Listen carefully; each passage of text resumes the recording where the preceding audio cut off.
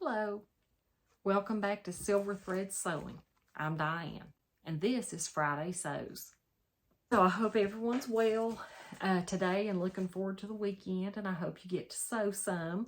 I wanted to update you a little bit on what I've done this week. It's not a tremendous amount, but I feel like I've made progress.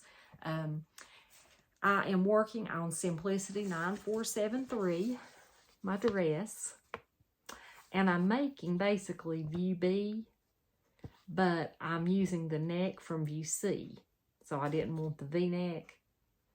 I wanted, before I cut my fabric out, which is this really pretty blue fabric that I showed you last week. I think it's beautiful, and I still think that would be a beautiful dress, but I'll explain why I can't use it. I wanted to make a practice bodice. Usually, if I'm going to have trouble with the fit, it's going to be in the neck, the armholes, the back width, things like that, or maybe hitting me at the wrong place.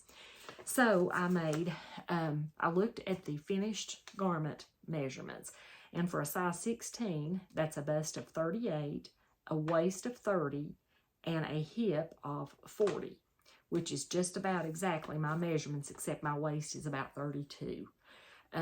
So I looked on the pattern, and the only finished garment measurements that gives, that the tissue paper gives, is the bust. And for a size 16, it's a 41 inch. So it does say the ease above body measurements is 3 inches, about. So I thought that would probably work. You know, a 33-inch waist, a 43-inch hip, and a 41-inch bust. So I thought that might work. I didn't want it to be too big. So I had some muslin, and I cut out a size 16 all the way through. I didn't make any alterations. The only thing I did, I messed up and wasn't paying attention, and I cut the V-neck version, which was fine. So this was it. I marked everything. I marked seam allowance, and I've not pressed it. It's just a very rough practice. So when I put this on, I immediately could tell that the arms were too tight, the sleeves around the bicep was too tight, which is very odd for me because I certainly don't have muscular arms or anything. But I basted a zipper in the back. I basted the zipper upside down, actually, so I could unzip it and zip it up by myself, and I didn't need anybody to help me because my husband was out working. So anyway, it was too tight. I had drag lines. I don't know if I took a picture of it or not, but I had drag lines in the back, and it was very uncomfortable. If I raised my arms, the whole thing raised up, so I didn't have any range of movement. So the size 16, although the princess seams were pretty good where they hit me, and it looked okay standing still, it wasn't comfortable, and it was just a little too tight. And I had marked seam allowances and everything. One thing I did mark also, and I think that was on the next one. No, I marked it on this one. The arm, the shoulder point on the dress bodice was about an inch farther down than my shoulder point. So I marked that on the fabric so I would remember that part. So then I proceeded to make another muslin, and I cut it at a size 18 exactly. I still didn't alter anything lengthwise. I didn't alter the shoulders. I just cut out a size 18. And again, I marked all my seam allowances with a marker. I marked all my notches, marked everything, marked intersection of the seams. So when I made this, it fit a whole lot better. I had room. It was comfortable. Of course, the shoulder point was still off because I hadn't altered it at that point, and I basted the zipper in, so I had some more room, and it felt much better. Looked better. Didn't have any drag lines in the back now. But the neck line still came out really far. It's very narrow anyway after you sew it. It's not, I don't know, it's about a 3-inch shoulder seam from point to point, and it doesn't have the lining in it yet, so it would be very narrow. So I knew that I needed to change that, and the arm, when I would raise my arm, it still it still was not comfortable as I wanted it to be. So I learned from this one as well what I needed to do, what I needed to change. So I made a third one. And I have done that many times in the past because I'm a slow learner apparently, but I would rather learn my lesson on the muslin than on my good fabric. So I basted the zipper in upside down again so I could get in and out of the dress. This is the bottom, and I put the zipper pull down. And on this one, what I did, I took a 1/2 inch away from the shoulder point here, and I added it to the neckline. Now, I have no idea if that's how it's supposed to be done. I would doubt it. If I were guessing, I would say you're supposed to do it differently. Like a narrow shoulder adjustment, I think you're supposed to maybe like cut out the armhole part and measure and move it in. But I just kind of chopped off a 1/2 inch from this point at the shoulder point, and kind of blended it back into the armhole, and I added 1/2 inch with my ruler. I took my ruler and some paper and added the 1/2 inch on the neck seam so it would come in a little farther toward my neck. I also raised the armhole by 1 inch. I just took pattern, like tracing paper. I had traced the pattern. I didn't cut the pattern pieces, traced them. So I added 1 inch and raised up the armhole and the sleeve by 1 inch. And I shortened the bodice by 1 inch on the lengthen and shorten lines on the pattern. And that worked. That actually worked. So now everything fits. The princess seams hit me where they're supposed to. The shoulder point hits me where it should. And it seems like it comes up far enough to where it doesn't look odd. It is a bateau, B-A-T-E-A-U, I think is how you say the kind of neck this is. It's kind of just a wide neckline, and it doesn't really have a lot of scoop here, so it's kind of straight across almost. But I think when I get the lining in it, that it will fit better.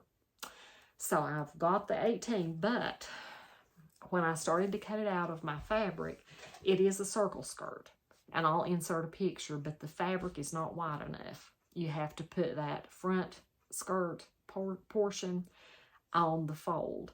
And when it goes all the way around, I don't know, probably 5 or 6 inches too narrow on my fabric. So I'm going to have to find a different fabric for this particular dress, which is fine. I was a little bummed, but it's fine. I want to get this to fitting, and I want it to be, want it to be what it needs to be. So I'll use this fabric maybe for another project. But I did find one thing on the pattern that I think might be an error. On the back bodice piece, and I'll insert a picture, it doesn't say to cut 2 lining pieces for the back bodice. Now, it says that on the front, both the center front portion and the side front portion of the bodice, it says cut 2 of fabric, cut 2 of lining. But it doesn't say that on the back pattern piece. It just says cut 2 of fabric. Now, later on in the pattern instructions, it does show the back lining being inserted, and you do it just like you do the outer. But I think that's a error, maybe an omission on their part, but probably wouldn't cause anybody else any trouble. But if you're going simply by the tissue and what it tells you to cut, just be reminded that you do need to cut 2 of the back bodice pieces out of lining as well.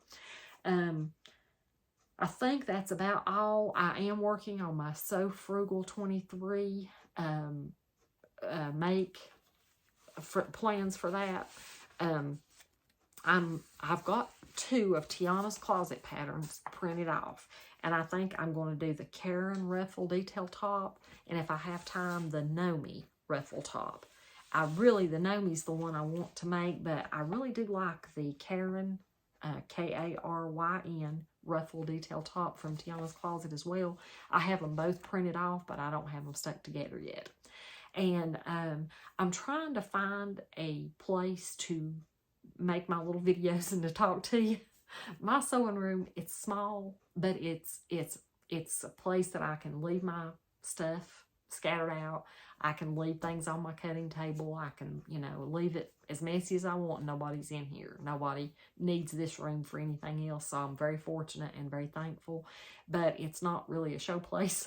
it's kind of, you know, all the furniture is mismatched and it's cluttered and it's full. You know, I don't have a lot of floor space. I have a little bit, but I don't have a lot of space that's not got something in it. But I thought if I could get things straightened up maybe in the next week or so, I might give you a sewing room tour. But just to kind of show you, you know, if we're fortunate enough, even if it's a dining room table or if it's a corner of a room somewhere, we're so fortunate to be able to put our stuff and have enough room to sew.